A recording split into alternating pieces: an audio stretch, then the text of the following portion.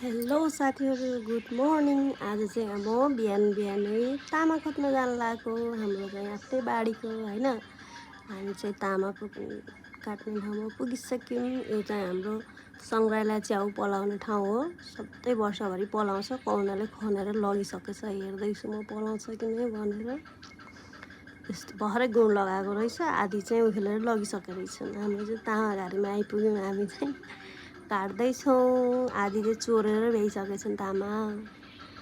काट्दैछु। मैले चाहिँ 3टा मात्रै तामा काटेर ल्याएको साथीहरू।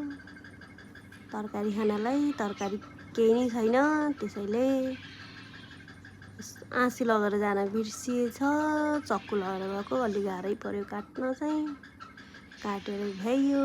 हामी चाहिँ घरतिर लाग्यौँ साथीहरू। अब चाहिँ अनि यो चाहिँ हाम्रो धान हो। असारको 15 गते रोपेको थियो, अहिले चाहिँ यस्तो भएको छ। अब केही दिनमा गोड्न नि सुरु हुन्छ। म चाहिँ घर आएर धारामा तामालाई छिलेर काट्दैछु।